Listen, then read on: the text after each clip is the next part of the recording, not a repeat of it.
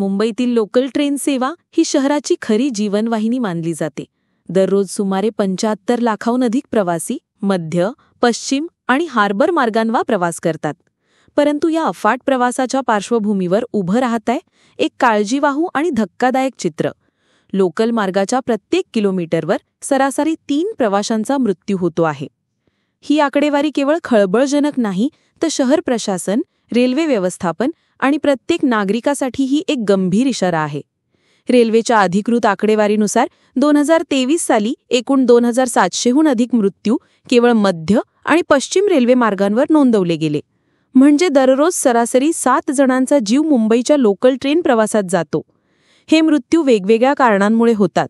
धावत्या गाड्यांमधून खाली पडणे, दरवाजाजवळ उभं राहून लटकणे, फलाटावर घाईगडबडीत धावणे, ओव्हरब्रिज किंवा सबवेऐवजी थेट ट्रॅक ओलांडणे इत्यादी.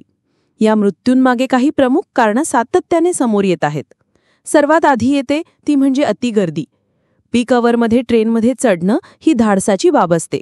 दरवाजे सतत उघडे असल्यामुळे अनेक जण गाडीत अर्धवट चढून प्रवास करतात. दुसरं महत्त्वाचं कारण म्हणजे ट्रॅक क्रॉसिंग. अनेक ठिकाणी पूल किंवा सबवे नसल्यामुळे नागरिक थेट ट्रॅक ओलांडण्याचा धोका पत्करतात. वेळ वाचवण्याच्या घाईपोटी घसरणं, धडकणं किंवा थेट ट्रेन खाली येणं हे देखील मृत्यूचं मुख्य कारण ठरतं. शिवाय वाढत्या लोकसंख्येच्या तुलनेत अपुरा रेल्वे इन्फ्रास्ट्रक्चर, अपुरे फूट ओव्हरब्रिजेस आणि कमकुवत सुरक्षा यंत्रणा ही सुद्धा गंभीर समस्या आहे. या समस्येवर उपाय शोधणं अत्यंत गरजेचं बनलं आहे. सर्वप्रथम प्रवाशांमध्ये सुरक्षिततेबाबत जनजागृती करणे आवश्यक आहे.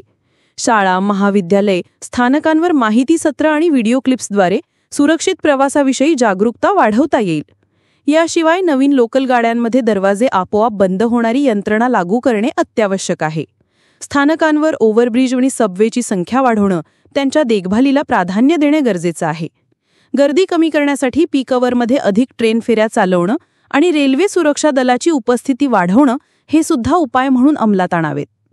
मुंबई लोकलने कोट्यावधींना वेळ, पैसा आणि श्रम वाचवले आहेत, परंतु त्याच प्रवासात दरवर्षी हजारो कुटुंब आपल्या प्रियजनांचा मृत्यू पाहत आहेत.